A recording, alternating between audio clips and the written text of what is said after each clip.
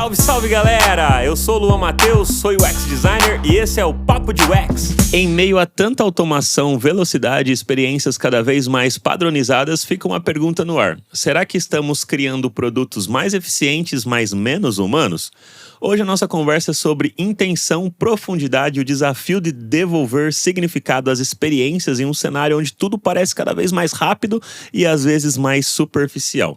Vamos falar sobre o que acontece quando o design perde sensibilidade, como evitar produtos achatados e o que significa na prática projetar com intenção em tempos de inteligência artificial. E para mergulhar nessa reflexão com a gente, eu convidei uma profissional que vem provocando discussões importantes sobre esse olhar mais sensível dentro do design. Salve, salve! Natália Fragali. Olá, tudo bem, Luan? Tudo bem, Nath? Obrigado aí por ter aceito bater esse papo comigo aqui no Papo de UX, refletir um pouquinho com a gente aí sobre como que anda os nossos designs, aquilo que a gente tem criado por aí, por esse mundão afora e, refletir um pouquinho sobre será que a gente está perdendo de fato aí a sensibilidade, será que a gente está criando realmente para as pessoas ou será que a gente esticou muita corda pro lado de negócio e visando só lucro, que é importante, porque se não tiver dinheiro a gente não nem cria produto, né? Mas, ao mesmo tempo, voltar ao centro, de fato, as pessoas e entender o comportamento delas para criar soluções mais agradáveis e que as pessoas tenham uma experiência cada vez melhor e não só a usabilidade boa, mas também provoque aquele uau, né? Que era tanto discutido dentro do design que parece que a gente não tá falando mais sobre isso, né?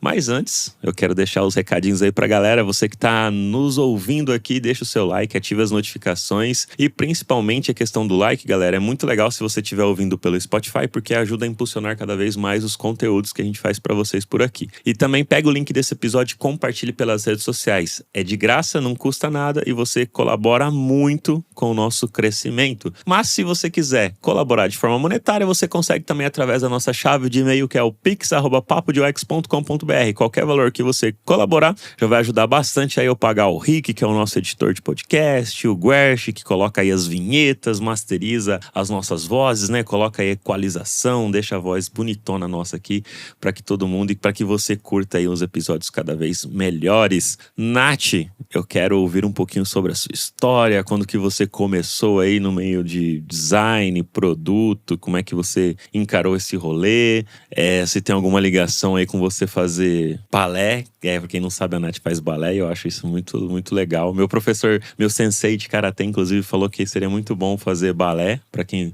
luta karatê, porque teria mais desenvoltura, né? Não ficaria mais solto, as pernas mais soltas e tal, e fica melhor para lutar. Mas ainda não encarei não, vou fazer 36 anos e acho que eu já tô meio velho para isso, enfim. Aí conta um pouquinho da sua história relacionada com design aí pra gente conhecer mais, Nath. Vamos lá. Em primeiro lugar, Lu, eu queria agradecer a oportunidade de estar aqui no Papo de UX. Eu sempre recomendo o Papo de UX para as pessoas que estão começando no design.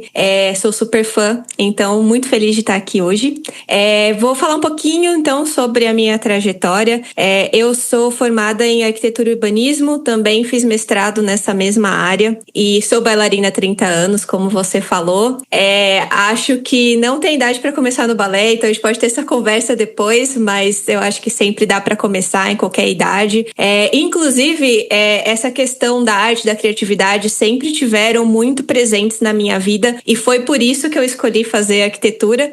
Na época foi muito por conta, não que eu queria ser arquiteta, porque tanto que hoje eu não sou, né? Eu não trabalho com arquitetura, mas eu queria mesmo ter uma profissão que tivesse esse lado mais artístico, mais criativo e foi a partir daí que eu fui indo, né? O meu próprio mestrado eu explorei a questão da criatividade também, dentro do contexto de arquitetura e urbanismo. E tem 7 anos que eu fui parar no design. Então, eu terminei meu mestrado e eu fui aprovada em 2 doutorados fora do Brasil, na minha área. Mas naquela época estava tendo corte de bolsas, não tive bolsa para poder cursar e acabei me decepcionando um pouco com a área, com as perspectivas. Comecei a explorar outras possibilidades. Eu queria continuar muito nessa pegada de lidar com pessoas, eu acho que eu sentia um pouco de falta até na academia de ver um pouco mais o impacto do que eu estava fazendo no mundo real, né? A gente acabava muito numa discussão que ficava dentro da academia, e foi aí que eu acabei descobrindo o UX através do meu parceiro. Ele é desenvolvedor, e foi ele que falou para mim: olha, por que você não dá uma olhada nessa área? Eu acho que isso aqui tem tudo a ver com você. Eu comecei a explorar, a conversar com algumas pessoas, e foi numa época pré-pandemia ainda, o mercado estava super aquecido, então não demorou muito, né, que eu consegui o meu primeiro emprego na área, e faz 7 anos que eu estou aqui. Eu passei por consultoria, centro de inovação, trabalhei muito com facilitação, trabalhei com produto, trabalhei em empresas brasileiras e fora do Brasil, e estou aqui há 7 anos na área. Muito legal, Nath. E você vê conexão com aquilo que você fez até do seu mestrado ali, tipo, algumas habilidades que você adquiriu ao longo desses seus anos de estudos aí. Claro que a gente continua estudando sempre, né? Uma parada que não tem como parar, mas você estava bem focado. Eu acredito que nunca fiz mestrado, então não sei como funciona, não sei de falar das dores de alguém que faz mestrado, porque eu nunca fiz de fato. Mas eu acredito que deve ser bem cansativo, você ter que correr atrás, ler bastante, né, escrever bastante. E aí você adquire conhecimentos. Esses conhecimentos que você adquiriu ao longo do mestrado, você consegue aplicar hoje no dia a dia do trabalho também? Ou meio que foi mais um conhecimento que você não consegue aplicar porque é uma outra coisa distinta de fato do que você está fazendo atualmente? Nossa, com certeza eu consigo. Eu acho que, claro, o foco da pesquisa, ele não é tão...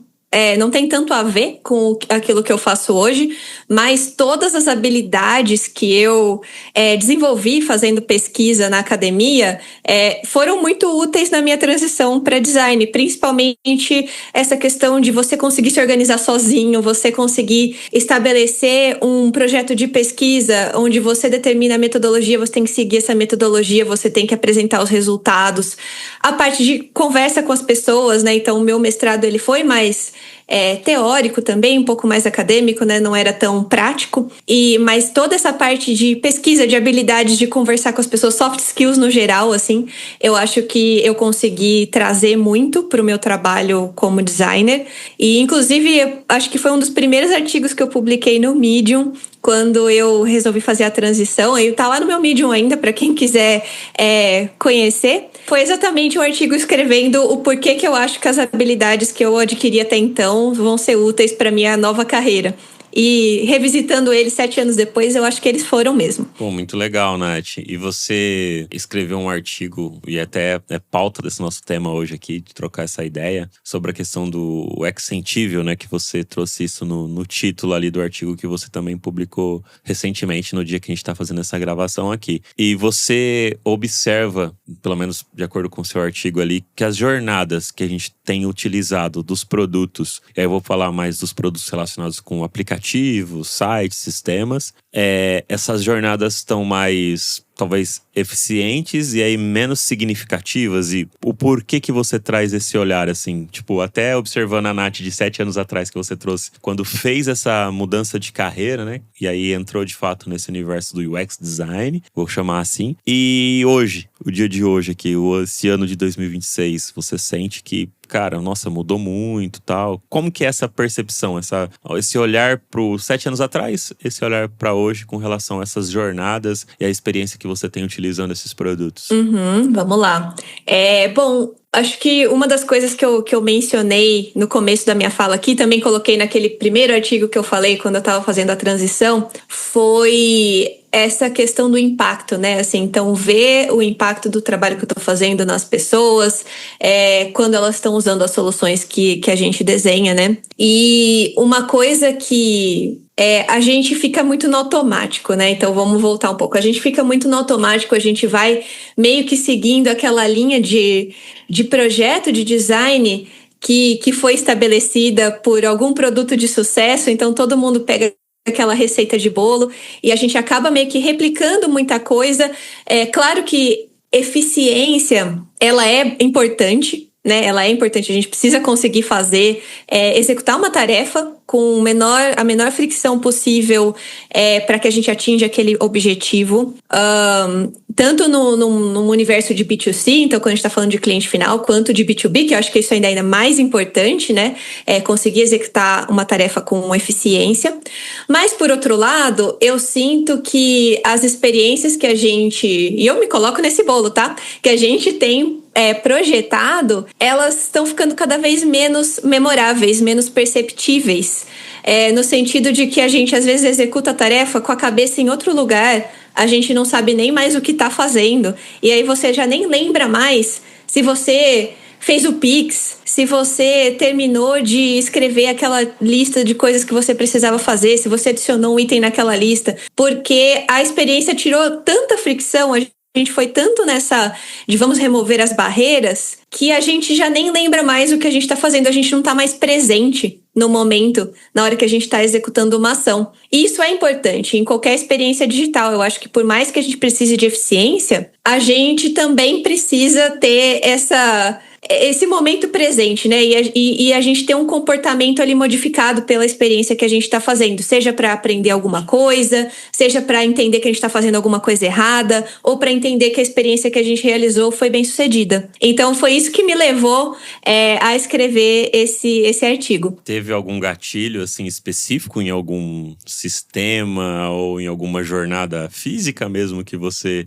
realizou e você não teve uma experiência tão legal? Ou a experiência foi legal, mas você depois se tocou e falou, nossa, foi legal, mas eu fiz tão no automático que nem me importei se foi legal. Só foi. Na verdade, o gatilho foi um evento. Eu participei da DEX o ano passado. E na DEX, o tema da DEX foi as experiências imersivas, né? E uma palestra especificamente da Olivia Maria Gonçalves, que ela falou sobre o uso do som no design, foi o que realmente abriu a minha cabeça. Então, a hora que eu assisti aquela palestra, sabe quando você assiste o conteúdo e você fica, nossa...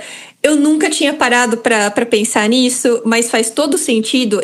Isso já me incomodava, mas eu não sabia que isso me incomodava. E aí, quando ela começou a mostrar maneiras diferentes de se explorar a experiência com o uso do som, foi quando eu virei essa chave e falei, caramba, eu quero explorar mais sobre isso, quero entender mais sobre isso. Isso foi em agosto de 2025, que no caso aqui é o ano passado, né? E de lá para cá, eu passei os últimos 6 meses, praticamente, explorando mais sobre o assunto e publiquei o artigo agora no começo de 2026. E você comentou sobre o som. A minha filha, não recentemente, há mais de ano, eu troquei o painel do meu carro, que o meu carro ele veio com aquele painel de som nativo do carro e não era um painel com touch, porque o meu carro já é tem 10 anos já meu carro, então não é um carro novo, né, digamos assim. E aí eu troquei por um painel digital, mais bonito e tal, e aí ele perdeu um sonzinho natural do próprio carro. Eu tive que comprar uma outra peça para plugar e para poder, quando eu dou seta, eu escutar também o barulho sonoro. Porque para mim, dirigindo, eu não fico às vezes prestando atenção muito no painel quando eu já estou em rota, né? Quando eu vou ligar o carro, beleza, você presta atenção se tem alguma luz, você olha para não ter nenhuma luz vermelha para você não ter que levar no mecânico. Quando não, você sai dirigindo normal e aí no meio você vai dar seta. O barulho sonoro para mim é muito importante, porque eu não vou olhar se realmente a seta tá funcionando. Eu bato na alavanca da seta, ela faz o barulho, eu sei que eu posso virar, porque se eu tiver passagem pra virar, eu viro porque estou ouvindo barulho. Minha filha odeia esse barulho toda vez que fica. Porque não é um barulho, tipo, gostoso de se ouvir, né? E aí eu fiquei refletindo sobre isso. Poxa, poderia talvez ser um barulho mais gostoso? Ou tem que ser talvez um barulho chato realmente também por conta que eu tenho que prestar atenção no trânsito? A minha filha não gosta do barulho, mas porque ela não dirige. Então são, tipo, sabe? São várias pessoas, né, dentro de um automóvel e que às vezes essas experiências vão ser diferentes mesmo que talvez tenha uma boa usabilidade, mas faz com que a gente reflita, né? Então, tipo, cara, como que deve ser de fato essa jornada num simples barulho de carro quando dá seta? Então, olha que interessante refletir sobre isso. Será que quando a gente vai construir essas jornadas, como você falou, a gente está pensando de fato em como fazer, como que as pessoas vão ter as experiências delas, ou só realmente replicando coisas que já funcionam, sabe? Tipo, uma massa de público, né? Exatamente. E acho que esse exemplo que você deu, ele exemplifica muito bem o porquê as experiências, elas precisam ter mais profundidade e ir além dessa questão de só serem visuais, né? Esse é um exemplo do mundo físico, mas é um exemplo do mundo físico que eu acho que a gente tem que tomar como exemplo para pensar o mundo digital, né? Querendo ou não, o som do carro, ele é essencial, ele te ajuda a ter aquele entendimento do que está acontecendo quando você está dando seta, sem que você tenha que parar para pensar na seta, né? Mas ao mesmo tempo é isso, você não está fazendo sem prestar atenção, você está prestando atenção, então ele está moldando o seu comportamento ali na hora que você está dando a seta, né? E aí entra essa complexidade mesmo de pensar como projetar, quais sons são esses. Eu até estava lendo um artigo também de uma pessoa da Apple, mas lá dos anos 80, que eles estavam introduzindo a questão do som nos computadores, no Macintosh. E eles tiveram essa mesma discussão. A gente vai fazer sons mais orgânicos, a gente vai fazer sons mais artificiais, e qual que é a melhor maneira. Então, eu acho que essa é uma discussão que meio que morreu, assim, nos últimos tempos, né? A gente não vê mais muita gente conversando sobre isso, mas que pra mim, assim, é de extrema importância, porque ela faz muita diferença. Ter ou não ter o som da seta no carro faz muita diferença. Faz, e como eu falei, pra mim, quando eu mudei o painel, que aí ficou sem o som da seta, eu falei pro cara lá da onde eu troquei o painel, né? Coloquei esse multimídia. E aí ele falou, não, mas você consegue ver aqui, fica piscando na tela. Eu falei, não, cara, pra mim é importante o som, porque eu não fico, é a minha forma, é o meu comportamento dirigindo. Eu não fico olhando o tempo todo pro painel quando eu tô dirigindo e tal, porque eu tô prestando atenção no trânsito. Pra mim é mais importante o trânsito que as pessoas vão tomar de decisões dirigindo, ainda mais porque, infelizmente, eu já sofri um acidente uma vez, então eu fico com o radar mais atento ainda quanto a isso. Então eu preciso que tenha algo que me avise que aquilo tá funcionando. Eu tenho que prestar atenção mais no trânsito do que dar uma seta, né? E aí foi aí que eu tive que comprar esse outro aparelhinho para plugar ali, porque como não era esse painel, não era nativo do carro, precisou fazer essa adaptação. E aí para ele falava, não, mas funciona, a seta funciona. Não, mas não tem o barulho eu preciso do barulho da seta, sabe? Já para minha filha, já para ela não é interessante, porque ela não gosta, porque não é um barulho tipo legalzinho, é um barulho que fica repetindo ali, chato até você virar e parar a seta, entendeu? Mas é importante, né? Pra mim é importante. Então, por isso que eu quis continuar com o barulho da seta, sabe? Só que pra outras pessoas pode ser que que nem pra essa pessoa do painel, pra ela não se importava com isso, né? Mas eu não sei se pra mim é importante também, porque a gente trabalha com essas partes de design, né? E sempre pensa na usabilidade das coisas, né? Mas eu acho até que tava pensando agora quando você tava falando. Provavelmente o barulho chato foi projetado pra ser chato mesmo, porque eu acho que como ele é uma ação que você não pode deixar ela o tempo todo ali, você tem que dar a seta, mas uma hora você tem que virar o carro e você tem que parar de dar a seta, né? Então eu acho que ele é chato de propósito. E isso é importante, como você falou, para quem tá dirigindo no geral, assim, né? Então, do mesmo jeito, os carros mais modernos, quando você dirige sem cinto, ele fica apitando até você colocar o cinto. E é um barulho chato. E é chato de propósito, porque ele quer influenciar esse comportamento de você tem que colocar o cinto pra ele parar de te incomodar.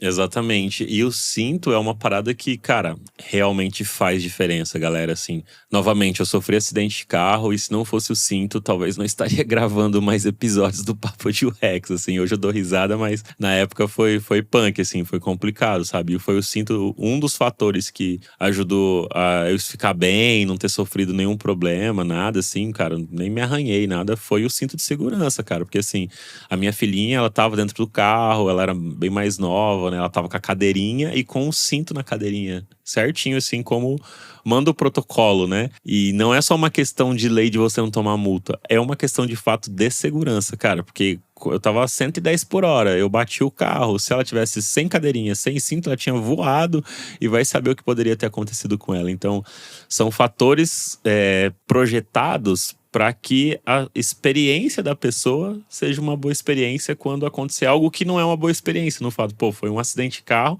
que foi ruim.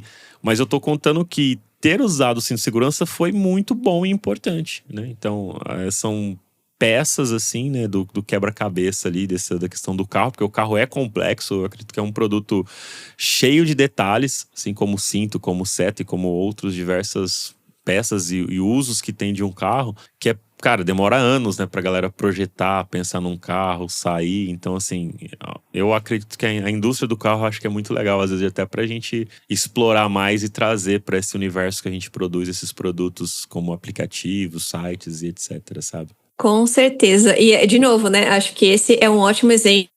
Uma coisa que eu tenho tentado fazer, até nesse artigo que eu escrevi também, foi tentar trazer exemplos não só do mundo digital, porque eu acho que a gente fica muito preso também nas nossas próprias referências, né? Então a gente sempre olha para os mesmos aplicativos como referência e acaba tentando replicar aquilo que a gente vê. E a gente não olha para essas coisas que estão fora da nossa bolha, mas que trazem exemplos muito valiosos para a gente, como é esse caso, por exemplo, da seta, do cinto, né? Quais são os artifícios de design que são usados para incentivar as pessoas a darem a seta, a colocarem o cinto e tudo mais. E produtos também que às vezes não funcionam. Vou dar um exemplo. Ontem, vieram uns amigos em casa aqui e a gente foi numa pastelaria depois e lá na pastelaria tinha aqueles... onde guarda porta-palito, assim, de aqueles palitos, só que os palitos dentro estavam embalados num plastiquinho. E aí o furinho, tipo, não saía os palitos. Então, tipo, a pessoa fazia assim, não saía. Tinha que abrir, desrosquear e tirar um palito e rosquear de novo. Ou seja, alguém colocou esses palitos ali, foi projetado, mas não foi projetado para aquilo. Para aquele tipo de uso, né? Então, é uma coisa simples que às vezes faz sem ser pensado. É muito importante, né? O palito estava embalado, né? Então, não sei se aquilo é higiênico de ser daquela forma ou não. Aí eu não entendo disso. Teria que ser alguém que é especialista nessa parte. Eu acredito que sim, por estar embalado. Mas, ao mesmo tempo, não saía. Então, aquele objeto para pôr aqueles palitos daquela forma não funciona.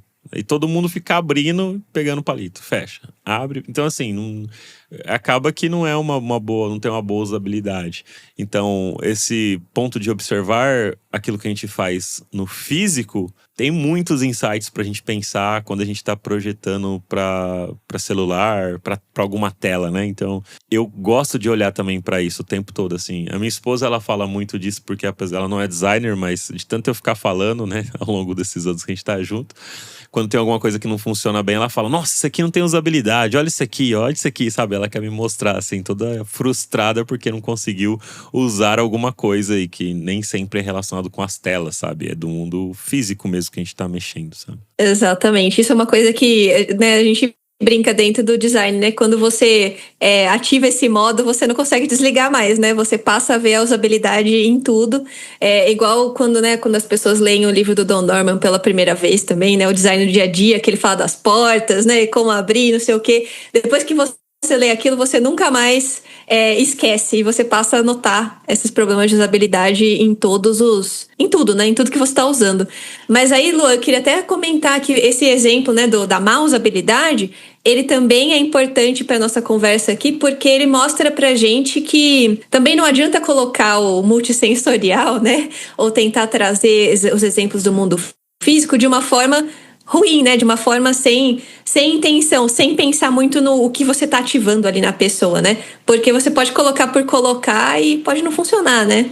Perfeito, Nath. E atualmente, com essa questão da inteligência artificial, você acha que as pessoas, e nós designers ou produteiros, né, no geral, assim, pode se perder ainda mais com essa questão da profundidade, com as jornadas que as pessoas vão utilizar e as experiências que elas vão ter com isso? Ou não? Na verdade, a inteligência artificial, a IA aí pode acabar colaborando para que a gente possa criar jornadas mais memoráveis, como você pontuou aí no começo dessa nossa troca, sabe? Eu acho que os dois caminhos são possíveis. Eu até coloquei isso no meu artigo também como uma dualidade mesmo, né? Então a gente pode acabar caindo num problema maior do que o que a gente tem hoje, né? Então a gente acaba terceirizando a experiência para a inteligência artificial. Agora, né, tá ficando cada vez mais fácil você desenhar aí produtos inteiros usando IA. A pessoa nem precisa ser designer, né? Ela pode ir dando os comandos ali e a IA vai gerar para ela um site, um aplicativo inteiro. Mas essa terceirização, ela, na minha visão, ela é um problema porque, primeiro, a IA, a gente já sabe, né, que ela gera tudo pensando estatisticamente, né, na média, né? Qual que é a média daquilo que é considerado ok para aquele tipo de interface. Então, a gente está gerando cada vez mais interfaces medianas, né? A gente não está mais olhando para coisas de maneira diferente. A gente está, como eu falei, terceirizando a criação de uma experiência para uma inteligência artificial que vai usar como base a média daquilo que é considerado ok. E conforme mais coisas forem geradas por IA, essa média só vai ficando menor, né, em termos de qualidade. Então, isso é um lado que me preocupa, né? E isso é quando a gente está, de novo, naquele foco 100% em agilidade, e a gente não está pensando muito nos comportamentos, nas pessoas, né? Eu acho que existe até uma questão ética por trás de tudo isso. O que a gente está incentivando as pessoas a fazerem? Isso é bom, isso é ruim, né? Mas existe um outro caminho, que é o caminho da gente usar a IA mais como um parceiro mesmo de trabalho. E é esse caminho que é o que eu gostaria, né? Que a gente seguisse enquanto designers, né, enquanto pessoas da área de tecnologia, no qual a gente não tira esse foco no fim, né, a gente quer mesmo que as pessoas usem o nosso produto, mas que elas usem de uma maneira que faça sentido para elas também, né? E como que a IA pode potencializar as nossas experiências. Então, por exemplo, eu sou uma pessoa que não tem muita habilidade, não tive muita experiência com essa parte de motion design, de animação, e agora com a IA eu tenho conseguido explorar um pouco mais esse universo, porque a gente vai conversando ali, né? E ela vai me sugerindo coisas e coisas que eu não conseguiria executar porque eu nunca fiz, assim. Ela executa para mim, eu vou dando meus inputs. Então, eu acho que esse caminho é um caminho super interessante. E se a gente for por ele, eu acho que a IA pode potencializar as experiências que a gente está criando. Isso é muito interessante, porque, na verdade, eu sinto também essa discussão sobre a questão da inteligência artificial só numa discussão no sentido de fazer mais coisas, mas não fazer mais coisas intencionais. E sim, mais coisas parece que para ter mais um volume grande de coisas que já existem.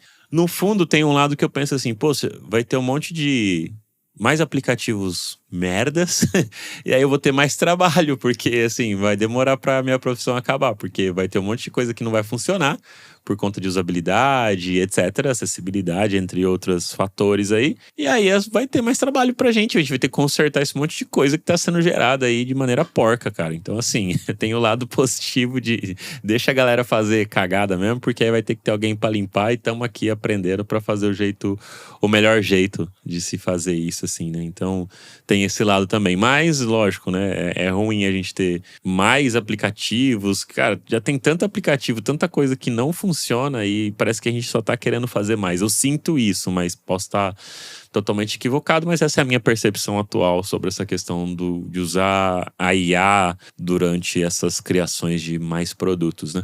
E no artigo, Nath, você usam termos de achatados. Eu fiquei muito curioso, assim, de entender um pouco mais, assim, de onde surgiu esse termo, assim, de produtos achatados. O que seria isso, assim, na prática, pra galera que tá nos ouvindo aqui entender? E, lógico, quem quiser não, por favor, leia o artigo da Nath, que tá na descrição desse episódio também, pra você também entender um pouco mais do que ela escreveu lá, porque tá muito legal. E tem uma fotinha lá dos pés dela de bailarina também, que ela colocou e que escreveu. Não é de gerada furiar, são os meus pés reais aqui. É verdade.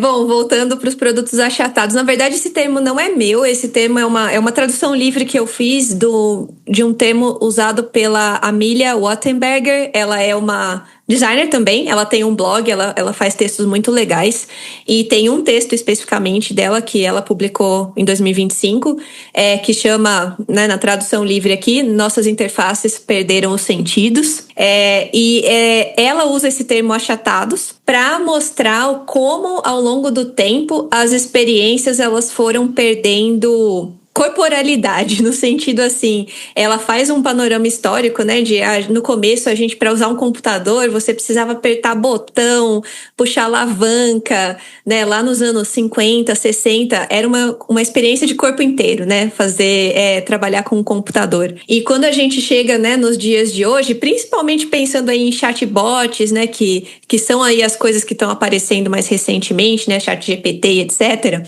isso foi reduzido a texto. Então, ela usa esse termo achatado para mostrar mesmo como que a gente foi usando cada vez menos sentidos ao utilizar os produtos. E eu achei que foi uma analogia muito feliz assim, que ela fez. Eu até trouxe isso para dentro do texto para mostrar mesmo como a gente tem feito concessões sensoriais, digamos assim, né, nas nossas experiências, e como isso tem trazido o que a gente já tinha falado, né? A perda de profundidade, a gente tira tanta fricção que a pessoa passa a fazer aquilo e aquilo já não influencia mais comportamento nenhum, ela não presta mais atenção no que está fazendo. E aí tem como, eu quero ouvir de você, né, sua visão. Como que a gente faz, então, para ter essa profundidade nas interações e, ao mesmo tempo, remover, de fato, as barreiras de usabilidade, sabe? Tipo, sem fazer algo pasteurizado mesmo. Tipo, aqui funciona assim, a gente replica porque não vai ter fricção e a pessoa vai usar e tá tudo bem. Só que deixa, de fato, de gerar aquela experiência uau, né? Que, cara, eu lembro que durante 2020 ali a galera sempre falava, pô, experiência uau, até cansou de falar experiência uau, eu acho que cansou demais, mas ao mesmo tempo agora, pô, vamos voltar um pouquinho a ter pelo menos alguma coisa legal ali, né, cara, um bom design, assim, um visual atraente ainda é legal de você usar, né, chama atenção, é bonito, é gostoso de ver, né, não precisa ser todo mundo igual, né. Será que dá pra gente fazer alguma coisa diferente, né? E vamos testar, né? Parece que as pessoas hoje, com a questão de produto em si, parece que estão testando menos, assim, algumas coisas. Eu tenho a percepção, posso estar errado, mas eu tenho essa percepção. Nossa, Lô, eu também acho, assim, até antes de te responder a pergunta, vendo mesmo no mercado, o quanto que a gente parou de discutir design como produto final, assim, né? A gente tem falado tanto de processo e a gente colocou uma importância tão grande no processo de design que a gente meio que, assim, hoje as telas, né, o produto final, aquilo que a gente entrega, até os próprios designers estão vendo isso como menos importante. E esse é um movimento que eu tenho tentado fazer, né? E hoje no time que eu trabalho, na empresa que eu trabalho, a gente tem tentado fazer enquanto time também, de falar, opa, pera lá, assim, acho que a qualidade do que a gente está entregando no final, ela é o mais importante. Como é que a gente molda o nosso processo para que o que a gente entrega no final tenha qualidade? Então, eu acho que o primeiro passo para começar a pensar dessa maneira é fazer essa virada de chave, é entender que o processo serve ao design final que a gente está entregando, né? E não o contrário, né? O design final não é uma consequência do nosso processo. E aí, acho que quando a gente vira essa chave, a gente começa a entender também que essas pequenas coisas, né, que a gente adiciona, então seja um som, seja uma vibração ali no aplicativo, são coisas que elas não são decorativas. Se a gente usar elas de forma decorativa, realmente elas não servem para nada. Mas elas podem, inclusive, mover o ponteiro das métricas que a gente já acompanha de produto, de design, de engajamento, de interação, de conclusão de tarefas. Então, se a gente começa a usar isso ao nosso favor e de uma maneira específica, pontual, né? Então, também, de novo, eu acho que uma coisa que a gente tem que tomar muito cuidado as notificações começaram assim, né? Você começava a colocar ali um som para avisar que uma notificação chegou, até que todo mundo começou a colocar notificação, 1 milhão de notificações, e as pessoas passaram a desligar o som do celular, porque aquilo virou um grande incômodo. Então, acho que um outro aspecto, né, de como projetar com mais intenção é você também pensar na sua jornada como um todo. Então, eu não estou resolvendo o problema daquele fluxo, daquela microinteração, mas como é que essa decisão que eu estou fazendo de colocar um som ou de colocar uma vibração, ela afeta também a jornada do usuário como um todo, porque senão vira uma cacofonia. E aquilo que a gente queria, né, que era que chamasse a atenção da pessoa, passa a não chamar mais, porque tudo chama atenção, então nada chama atenção. E na sua visão, por que a gente ainda não tá fazendo isso, Nath? Assim, tipo, no geral, porque falta talvez a consciência, assim, das pessoas, designers, área de tech, produto, enfim, todo mundo ali que acaba colaborando na construção dessas soluções? Ou é porque realmente é questão de grana, o pessoal tá focando só nisso mesmo? Ou é um conjunto de tudo isso? Ou é outra coisa que você entende que a gente não tá olhando pra essa coisa multissensorial, de olhar de fato, design na sua essência e etc. Sabe? O que é, assim, na real, sabe? Por que existe essa lacuna? Você tá trazendo isso, explorando isso, a gente tá falando um pouco aqui nesse episódio, mas no geral, assim, o que rola? O que você entende, assim, a sua visão a respeito, sabe? Eu acho que é um conjunto de tudo. Eu acho que a primeira coisa é a questão da agilidade, do tempo, da gente ser o tempo todo cobrado para entregar mais coisas em menos tempo. E aí você acaba se reduzindo aquilo que é o mínimo e não consegue pensar mesmo para além do mínimo. Então, acho que eu vejo isso como um ponto importante, né? Um ponto que a gente percebe enquanto designers. É uma coisa complicada da gente reverter, porque é um cenário de mercado mesmo, né? Mas que eu acho que existem alguns caminhos. Também acho que é uma questão do que a gente já tinha conversado, né? Daquela virada de chave. Então, de novo, a gente passou a se preocupar muito mais com o processo, muito menos com a qualidade do resultado final. Então, isso também acabou influenciando que essas coisas fossem vistas como nice to have, como uma coisa que, se der a gente coloca, é legal, mas, de novo, é um uau, mas primeiro a gente quer que o negócio funcione, primeiro a gente quer que esteja no ar, né, esteja na rua. Eu acho que essa mentalidade também acabou prejudicando um pouco essa abordagem. E uma terceira questão que eu vejo é repertório. Então, eu acho que aquilo que a gente já tinha conversado, né? A gente acaba sempre usando os mesmos exemplos como referência, a gente não olha muito para fora, e essa falta de repertório acaba deixando a gente meio que cego mesmo para coisas que existem para além daquilo que a gente vê como referência. Então, acho que é uma mistura dessas três coisas. E é isso que... E eu me coloco, como eu falei, né? Eu me coloco nesse bolo. Eu acho que foi aí nos últimos 6 meses que eu abri mesmo a cabeça para isso e tenho tentado fazer um movimento um pouco diferente até na minha carreira. Tem 2 pontos aí da sua fala que eu queria refletir contigo para ver se faz sentido. O primeiro ponto é com relação à questão de repertório que você comentou. Será que o repertório é por conta que as pessoas precisam ler mais, estudar mais, ou observar mais ao redor aquilo que está acontecendo e essa observação é o que gera o repertório e não necessariamente você tem que ler mais livro, tem que assistir mais série, tem que ver mais filme, tem que ir mais no teatro, tem que fazer... Tipo, será que é isso ou, novamente, é mais prestar atenção do que tá rolando ao redor e não ficar numa bolha achando que é só aquilo, sabe? Que você... Isso é um primeiro ponto aí que você falou com relação a repertório. E aí um segundo ponto, já emendando, aqui eu não tô fazendo uma pesquisa, então por isso que eu vou emendar. Quem faz pesquisa sempre fala, não faço o que eu tô fazendo aqui no Papo de UX. Sempre faço uma pergunta de cada vez. Mas aqui só para não perder o meu raciocínio também, que o outro ponto você comentou a respeito de a gente precisa entregar tal, essa questão de velocidade, mas a gente sempre ouve, ou pelo menos a gente tem escutado um pouco mais, que design, né, essa disciplina agora, também tem mais lugar na mesa.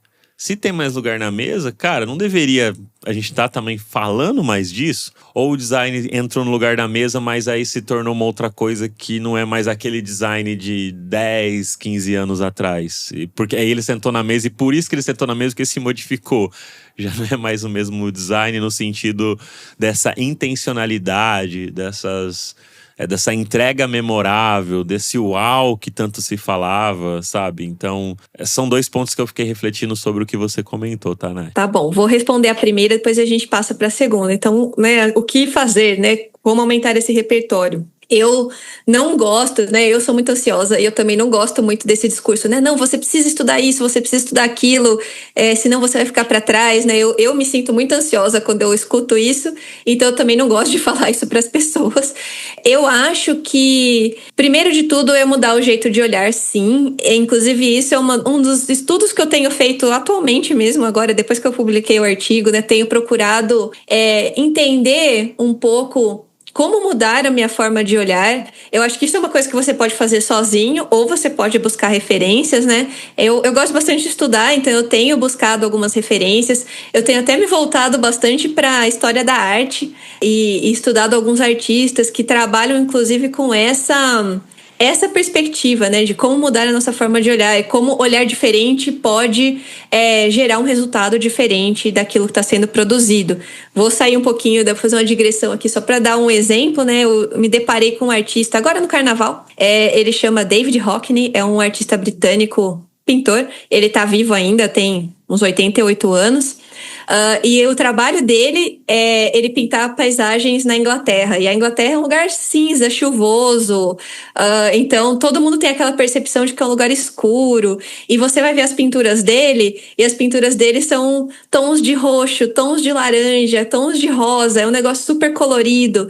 E a fala do próprio artista, né? Porque ele foi questionado, mas como assim, né? Isso não é a Inglaterra, né? Não é o lugar que a gente tá vendo. Ele fala, vocês não estão vendo do jeito certo, né? Então ele falou, eu passo horas olhando para essa paisagem e quando eu olho para essa paisagem eu começo a conseguir entender que existem tons de roxo, existem tons de rosa, não é tudo cinza, não é tudo marrom. Então eu acho que essa forma de olhar diferente para as coisas, né, e prestar atenção mesmo a gente enquanto designer, as pessoas, os usuários finais, eles não precisam prestar atenção, né, no sentido de eu dei a seta, eu escuto o barulho, eu entendo, né, o meu psicológico ali entende o que está acontecendo, mas eu não preciso registrar, né? Fez o barulho porque eu... Mas a gente, enquanto designer, a gente tem que fazer essa observação, né? A gente tem que prestar atenção em como as coisas foram projetadas. É assim que a gente aprende, é assim que eu aprendi arquitetura e eu acredito que é assim que a gente aprende design também, né? Observando aquilo que está sendo feito por outros designers, né, em outros produtos, e tentando entender o porquê que aquela decisão foi tomada, né? Ao invés de só ficar criticando a decisão final, que eu acho que a gente cai muito nisso, né? De falar, o que a pessoa fez foi ruim, essa tela aqui eu faria melhor. Mas por que aquela decisão foi tomada? Eu acho que a gente se fazer essa pergunta o tempo todo é muito bom. E a outra pergunta, né? Você quer comentar alguma coisa sobre essa, Lua, antes da gente voltar? Pra mim, tranquilo, Nath. Ficou muito boa a resposta aí, gostei bastante. Principalmente desse exemplo que você deu aí do artista. Eu achei incrível, assim, ele ter explorado esse lado, sabe? Isso é muito, muito bacana. Mostra que realmente existe possibilidade, né? Eu sempre vi assim, mas não é porque você viu assim que é assim, sabe? Tipo, você viu assim, mas não quer dizer que é assim. Vamos pensar, olha aqui, tem um outro lado. Nossa, legal, sabe? Tipo, isso é importante. No todo, né? Você viu, um artista que, tipo, faz pintura, por que a gente não pode explorar isso naquilo que a gente cria como solução também, sabe? Exatamente. E aí, voltando a outra pergunta, né? Aí a gente estava falando de o designer sentar na mesa e como é que isso mudou ou não, né? A nossa perspectiva. Eu vou falar isso por experiência própria, tá? Eu já me vi várias vezes, já me peguei várias vezes entrando muito no mindset de produto, porque eu estava já numa posição onde eu tomava decisões, né? E a gente acaba, assim, entendendo as decisões de produto e fazendo concessões do nosso lado, porque a gente precisa botar o MVP na rua, a gente não tem tanto recurso, a gente não tem tanto tempo. Então, eu acho que a gente, enquanto designer, quando a gente começa a sentar na mesa e participar mais dessas decisões, a gente tende a comprar esse discurso e meio que aceitar ele, né? Eu acho que o movimento que eu tenho feito ultimamente tem sido um pouco o contrário, né? Assim, questionar um pouco mais. Não quer dizer que sempre dá certo, né? Eu acho que, né, o nosso trabalho de design é fazer negociação o tempo todo, é explicitar riscos e trazer aquilo, né, os trade-offs daquilo que a gente está propondo. Mas, mais do que tudo, eu acho que a gente tem que explicitar os riscos, né? Então, olha, existe essa outra abordagem, a gente poderia ir por esse outro caminho. Isso pode trazer esse impacto para a gente. E se a gente não for por ele, se a gente for pelo mais simples, pelo mais rápido, a gente vai ter esse outro impacto. Então, mesmo que a gente nem sempre consiga, né, trazer essa profundidade, colocar um som no nosso design, enfim, eu acho que é importante a gente não desistir dessa abordagem e sempre trazer ela e sempre tentar mostrar da maneira, né, como a gente consegue, né, com métricas, com estudos, com pesquisas, com referências, o quanto que isso pode trazer de impacto, que, assim, se a gente não fizer, beleza, vai entregar, vai ter um resultado a curto prazo, mas talvez não tenha um impacto a longo prazo que a gente gostaria, né? Então, para mim, é essa mentalidade que eu tenho tentado adotar ultimamente. Muito bom, Nath. E que convite você deixa pra galera, pra nós, designers, pra gente desenvolver mais essas soluções com essa profundidade, sabe? Que a gente cria aí as coisas com mais intencionalidade. E é claro, com base, além de todos os exemplos aí que você citou, dicas e tudo, mas um convite assim pra galera, que você como você convidaria as pessoas para isso, assim? Acho que a primeira coisa é abrir a cabeça mesmo para isso, né? O mesmo movimento que eu fiz quando eu assisti a palestra da Olivia, eu acho que eu convidaria, né? Refletir sobre a importância desse outro jeito de olhar. Acho que a segunda coisa é o que a gente acabou de falar mesmo, aprender a prestar atenção, né? A gente se condicionar a entender como essas outras soluções foram pensadas. Sair do nosso universo de referências também, que a gente se acomodou, e tentar olhar para referências de design que vão além do digital ou além daquelas que a gente já está acostumado. Às vezes você pode continuar no digital, mas procurar explorar coisas que talvez você não exploraria antes, porque você achava que isso aqui eu nunca vou conseguir fazer isso aqui no meu time. Imagina, eu sou a única designer no meu time, eu não tenho como fazer isso, não tenho nem tempo, nem gente para construir isso aqui. Às vezes é mais fácil do que a gente imagina. Eu tive muito essa percepção recentemente, né? Algumas coisas que eu queria propor nos meus designs, eu achava que ia ser um absurdo, eu fui conversar com os desenvolvedores e falaram, não, dá pra fazer. Então, assim, a gente tentar abrir a cabeça para isso, eu acho que é o grande convite que eu faria. E é isso, expandir o nosso repertório, olhar mais para a vida vivida, assim, para os comportamentos e o que a gente quer estimular na pessoa que está usando a nossa solução. Muito bom, Nath. Obrigado aí pelo papo. Eu acredito que a galera que tá ouvindo a gente também curtiu pra caramba aqui esse episódio. Então, lembra de deixar o seu like, ativar as notificações, compartilhar o link desse episódio aí com outras pessoas, principalmente LinkedIn, Instagram, marca a gente por lá. E eu quero deixar também o espaço aqui pra você, Nath, divulgar aí suas redes sociais. Quem quiser trocar uma ideia com você sobre isso, sobre o artigo tá na descrição desse episódio, onde a galera pode te encontrar aí, Instagram, LinkedIn, quais são as suas redes, o seu Medium aí pra galera poder também conhecer mais. Novamente, os links estão aqui na descrição do episódio, mas fica à vontade aí pra divulgar o que você quiser. Beleza. Acho que o convite fica mesmo. O meu nome em todas as minhas redes é Natália Fragale, né? O meu nome e meu último sobrenome. Vocês me encontram assim tanto no Instagram quanto no LinkedIn e no meu Medium também. Acho que esses são aí os principais canais mesmo para me encontrar. Fica o convite para vocês lerem o artigo também. E, por favor, deixem comentários, me mandem mensagem. A gente vai discutindo. E é isso, Lua. Muito obrigada também pelo espaço, pelo tempo, pelo papo. Foi muito bom. E agradeço demais. Que é isso, Nath. Eu que fico feliz aí de você ter participado, né? E com certeza gravaremos outros episódios. Muita coisa ainda dá pra gente trocar ideia a respeito desse universo de design. E lembrando a galera aí que a gente também tem o nosso canal do YouTube lá, que eu posto os drops de IA. Tem também, em breve, outros conteúdos que eu vou soltando lá no nosso canal do Papo de UX. E tem um outro canal que eu faço com meu amigo David Art, que é o Semiose Podcast, que também tem vários papos muito legais por lá que você pode encontrar. É isso aí, valeu e até o próximo episódio.